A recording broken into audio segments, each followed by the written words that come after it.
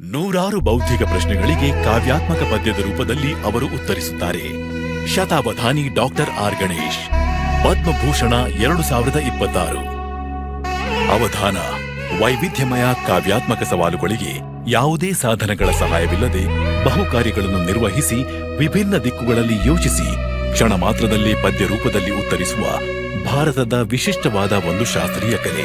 ಇದು ಸಾಧಕನ ಸೃಜನಶೀಲತೆ ಮತ್ತು ಪಾಂಡಿತ್ಯವನ್ನು ಅತಿ ಉನ್ನತ ಮಟ್ಟದಲ್ಲಿ ಪರೀಕ್ಷಿಸುತ್ತದೆ. ಆಶು ಕವಿತೆಯ ಮೊದಲನೇ ವಸ್ತು ಪ್ರಕೃತಿಯಲ್ಲಿ ಅವಧಾನ. ಬಹಳ ಒಳ್ಳೆಯ ವಸ್ತು.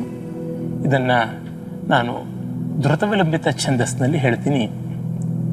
ಪರಮ ಪೂರುಷನಾಗ್ಯವಧಾನಿ ಸುಂದರಿ ಸುಂದರಿ ರಮಾ ಸತಿ ಕೇಳಿರೆ ಪ್ರಶ್ನೆಯಂ ಸರಸೆಯಷ್ಟಕ ರೂಪದೆ ಲಕ್ಷ್ಮಿಯ ವಿರಚಿತಂ ಸುಕಲಾತ್ಮಕ ಕಾವ್ಯಮೇ.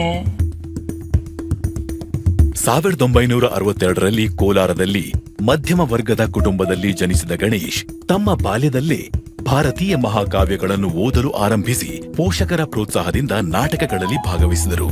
ಇದರಿಂದ ಬಾಲ್ಯದಲ್ಲೇ ಅವರ ಕುತೂಹಲ ಮತ್ತು ಕಲ್ಪನಾಶಕ್ತಿ ಅರಳಿ ಮುಂದೆ ಅಪಾರ ಪಾಂಡಿತ್ಯವನ್ನು ಗಳಿಸಿಕೊಂಡರು.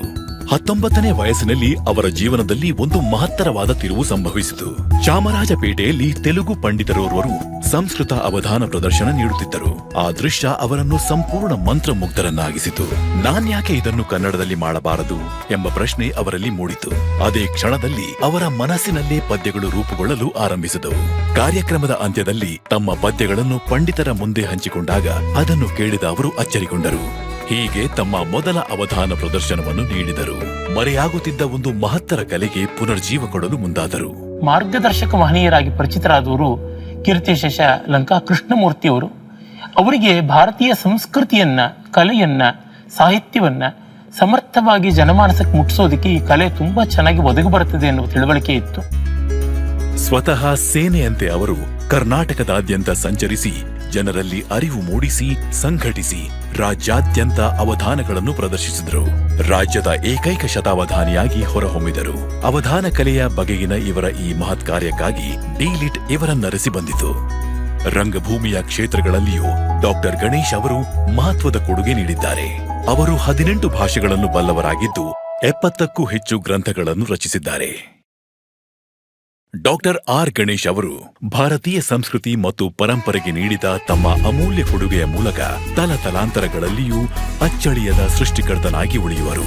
ಈ ದೇಶ ಸುಮಾರು 7000 ವರ್ಷಗಳಿಗೂ ಹೆಚ್ಚಿನ ಕಾಲದ ಅಖಂಡವಾದ ಸಂಸ್ಕೃತಿಯನ್ನು ಹೊಂದಿದೆ.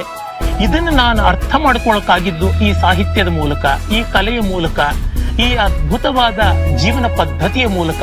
ಅದರಿಂದ ನನಗನ್ಸಿದ್ದೇನೆಂದರೆ, ನಮ್ಮ ದೇಶದ ಬಗ್ಗೆ ಎಲ್ಲರೂ ಅಭಿಮಾನ ಪಡಬೇಕು. ಆ ಅಭಿಮಾನ ವೃಥಾ ಅಭಿಮಾನ ಅಲ್ಲ, ಸಕಾರಣವಾದ ಅಭಿಮಾನ. ಶತಾವಧಾನಿ ಡಾಕ್ಟರ್ ಆರ್ ಗಣೇಶ್, ಪದ್ಮಭೂಷಣ 2026. ಕೋಟಿ ಕೋಟಿ ನಮಸ್ಕಾರ.